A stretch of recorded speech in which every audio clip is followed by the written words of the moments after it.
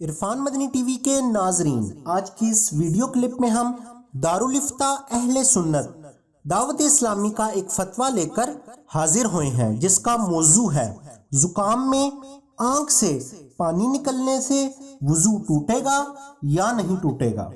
کیا فرماتے ہیں علماء دین و مفتیان شرح متن اس بارے میں کہ بعض اوقات سخت زکام میں آنکھ سے پانی نکلنا شروع ہو جاتا ہے، کیا اس سے بھی وضو ٹوٹ جائے گا؟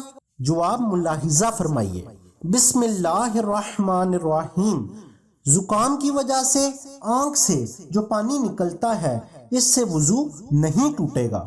یہی حکم آنکھوں میں تیز ہوا لگنے یا رونے کی وجہ سے نکلنے والے پانی کا ہے، یعنی اس سے بھی وضو نہیں ٹوٹے گا، کیونکہ آنکھ سے نکلنے والے اس پانی سے وضو ٹوٹتا ہے جو آنکھ میں درد یا بیماری کی وجہ سے نکلے، اور اس سے وضو ٹوٹنے کی وجہ یہ ہے کہ اس میں خون اور پیپ وغیرہ نجاستوں کی آمیزش کا گمان ہوتا ہے، اسی لیے احتیاطاً اس سے وضو ٹوٹنے کا حکم دیا گیا ہے۔